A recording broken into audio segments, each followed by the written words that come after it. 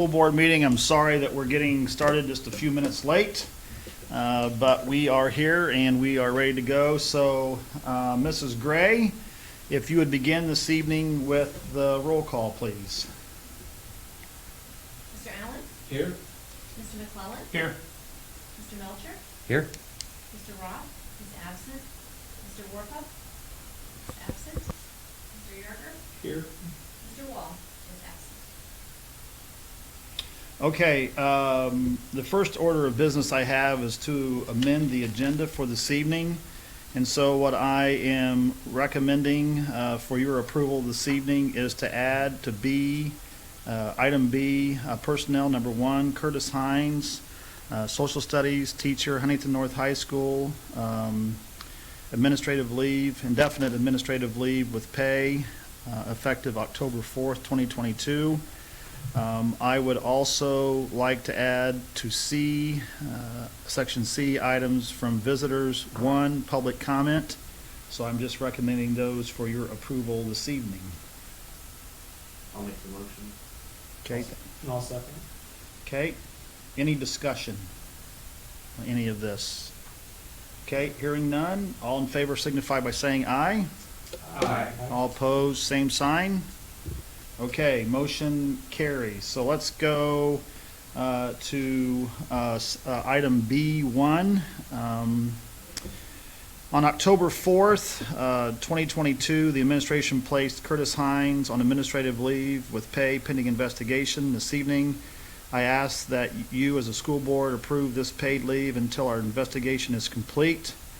To be clear to everyone who is watching here this evening, the administration has not reached an ultimate conclusion on this matter, and this leave is in no way suggests that the investigation will reach any particular conclusions.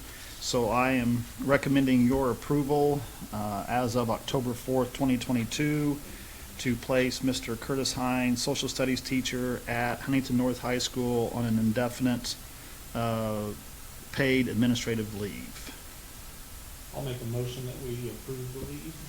Okay, Mr. Yager has made a motion. Do I have a second? Second. Questions, comments? Does this include coaching as well as, Yes, it's all inclusive? it's all inclusive at this point in time. Okay, thank you. Great question. Anyone else? Okay. Hearing no other questions or comments, all in favor of this indefinite paid leave signify by saying aye. Aye. All opposed, same sign. Okay, good. Motion carries. Thank you. At this time, we'll open up for anyone who would like to make public comment regarding anything of business that we have on here this evening. Mrs. Gray, do we have anybody? So we do not have anyone at this point in time, so we are going to move on to our business this evening. At this time, I'm going to open a public hearing of the 2023 budget. Welcome back, Mrs. Monroe. Thank you. And we are looking forward to your presentation this evening. So Becky, we'll turn it over to you. Okay, thank you. I'll start out. Most of you have heard the first budget process. It's kind of a three-pronged process. We start out with the approval to advertise meeting. Then we go to this budget hearing, which is mainly for the public. And then the third meeting will be on October 17th for a budget approval at that time, if you so choose to do that. Once you approve the budget, then our budget goes to the Department of Local Government Finance for their final approval. That can take some time to do that. But tonight, we're focusing on the public, and they can listen and then have their right to object as taxpayers in the corporation. And we'll show you the taxpayers slides that we have. The first one is called Form 3. And both of these public notices were published in the newspaper, the Anderson paper, on, I don't know why I said Anderson. I do. I'm sorry about that. Huntington newspaper, Yeah, this is old habit, yes, it is. I apologize. Huntington newspaper. And also on the Department of Local Government Finance through Gateway, and it's also published on the Huntington website. So people have had ample opportunity to see this.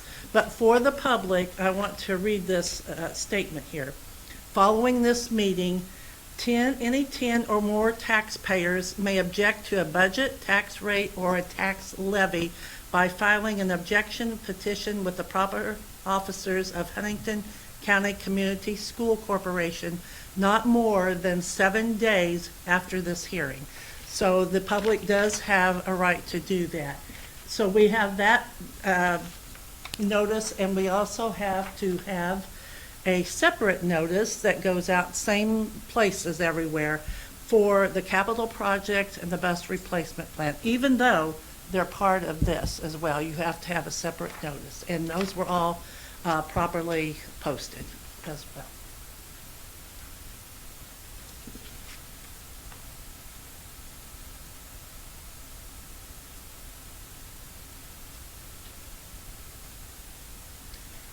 And for our assessed valuation, that's what we have to base a lot of our budget on, what our assessed valuation is going to be. We have received information from Baker and Tilly Municipal advisors that our tax assessed valuation is going to be 1.9 million and a little more. That is approximately 15% higher than your last year's final AV, which is kind of unheard of.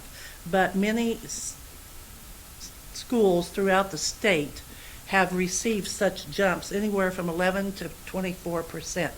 I'm not sure why this is, but we're using a very conservative 1.774817,748 as our AV. Now, what happens, we do that so we can protect the tax rate. You'll see that in a little bit. But if it would come in at the 1.9 million, that tax rate's actually going to be much less than anything over that $1.7 billion. The tax rate will come down from what we're going to advertise tonight. So, then the next one is what our actual budget estimates are. For the education fund, it's $34,067,383.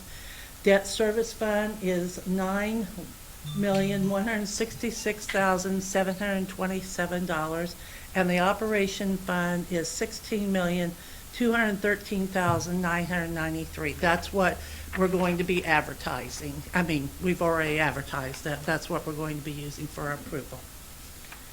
And we'll jump to the debt service slide. This is, you've already seen this, but this is the worksheet that you see up there, and I know it's very small, but if you go to the middle of the where it says line 15 due, I don't know if you can see that or not, that middle line 15 due and line 15 amount, if you go all the way down, that's actually, you're going to see that $9,166,727. We just have to do this because they expect us to, and we will show them that that's what, for each bond, this is what we have to pay next year. So.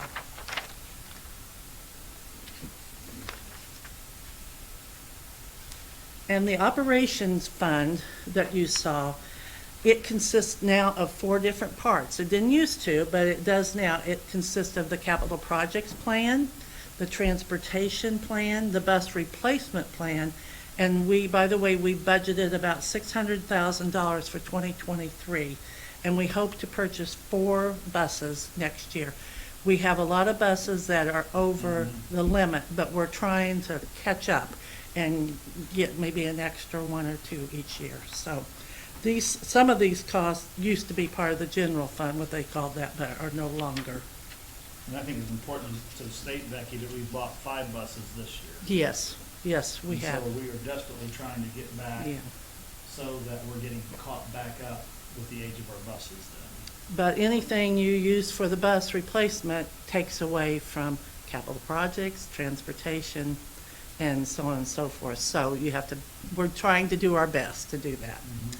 And this is the bus replacement slide. Again, this is something the Department of Local Government Finance requires.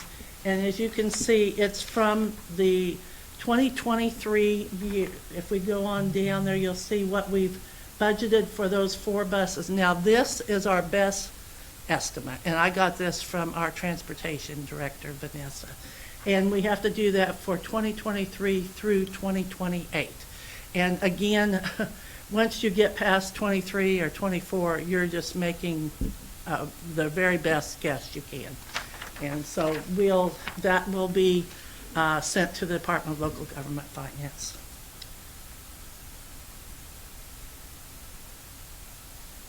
And the next one is transportation, and this, for 2023, we've used approximately $4 million has been budgeted for this portion of the operation fund. And those dollars fund bus driver pay, transportation, personnel salaries and benefits, parts and supplies related to transportation and fuel, which is very high cost. In addition, cost associated with extracurricular transportation has been budgeted in that particular $4 million for the corporation. Capital projects are now included in the operations fund. It used to be a category all by itself, but examples of these kind of costs include technology, purchase of mobile or fixed equipment, land and building acquisition, professional services, like if you have somebody paint or in your corporation, or they work on the boilers or something like that, and maintenance of equipment, emergency allocations, which we have budgeted money for this year as well, so just in case. Also, there's other costs considered capital in nature now, such as utility costs, central office salaries, and insurance. That's just to name a few. So as you can see, though, on this next slide, technology is taking up more and more of the capital projects plan. It just has to, I guess. Yes. And this is the capital projects plan, which again, we are required to do.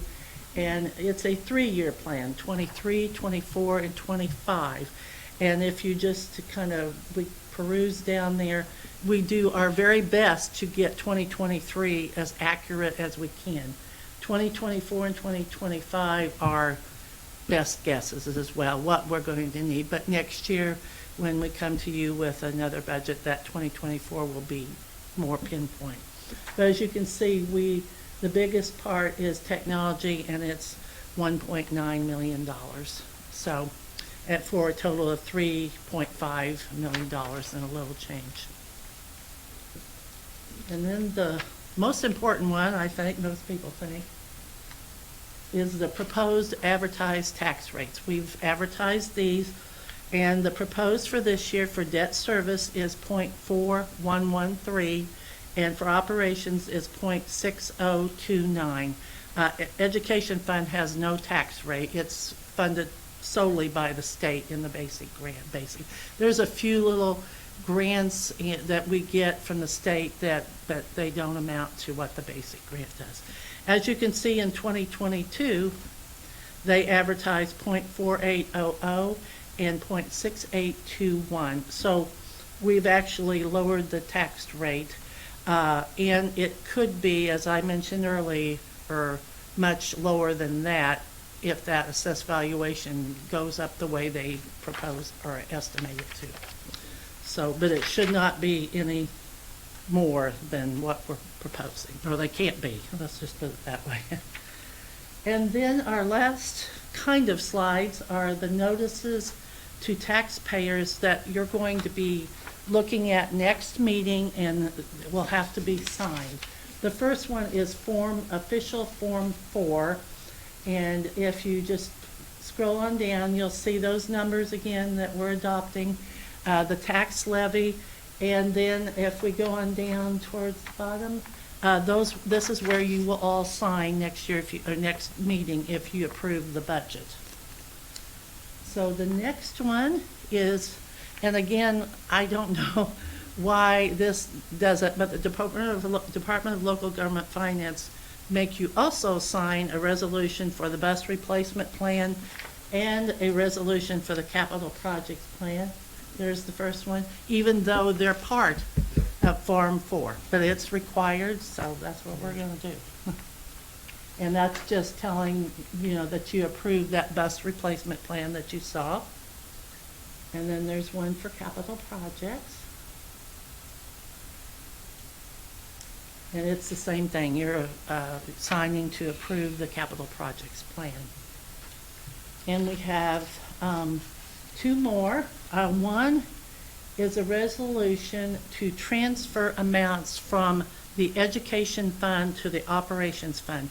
Now, you've done this in the past, and if you read down, it says, where it says therefore be it resolved that the Board of School Trustees authorizes the treasurer of the Huntington County Community Schools of Huntington County to transfer each quarter no more than 15% from the education fund to the operations fund for the period of January to December of 2023. And that equates to about $5 million. We do it twice a year. You can do it by the quarter, but you have to state quarter in case you need to do that. But it's about $2.5 million each time. So and we do that because that is the way that we fund some of those operation costs that used to be in the general fund. And you'll see that next week or next meeting as well. The last one is a resolution approving the deposit of funds, and we get each month a deposit from the Huntington County, and it's from local income tax. And we get that each month, and we're just getting approval from you to deposit that directly into the operations fund because it's needed there. So that is my last thing, and those were all what you're going to see next meeting and have to sign if you approve the budget. And I thank you for your attention very much, and I'll take any questions you have. So, questions from any of you that you might have with this? So, what, I guess the question I have is if the assessed value ends up being a lot higher than you anticipated, does that just mean we have more money or do we use, or do we just lower the rate to stay where we're at with that? That is correct. There'll be no more money. The most money we can get is what you saw up there. Yes, it amounts to about over $59 million between the three funds. Yes, but no more money. Just, it'll help the taxpayers. Yes. So Becky, as we close out this meeting tonight, I think that where the majority of people spend their time is, what's the impact on me as a taxpayer in Huntington County? Mm-hmm. So based on what you shared with us this morning, or this afternoon, right? Sorry, thought you could hear me. Based on what you thought what you told us this evening, what I'm gathering from this is that what I actually pay will be pretty flat because we've lowered the tax rate significantly to make up for the assessed valuation going up, correct? Am I stating that in another means there? Yes, and I would say because we're trying to keep it as flat as possible because we're adding on this bond that you just approved and just came into being. So that's really the gist of that, I think. Right. So when you're out in the community and talking, I think we are doing what we said that we would do. So we're meeting the needs of our students within the rates that we have, and that's what we've promised our community. And I'm proud of the work of Becky and Adette to do this. It's been incredible to do that. So at this time, we do this hearing so anybody in the public can talk to us. Not having anybody in the audience, I'm assuming that means nobody wants to talk about the proposed budget that you all will be voting on the 17th. Any closing questions or comments from any of you with this? Okay, hearing none, we will officially close the 2023 budget hearing. We do not have any more agenda items this evening, so I'll take a motion for adjournment. So moved. Do I have a second? Second. Second, any discussion about that? Okay, all in favor signify by saying aye. Aye. We have now officially adjourned.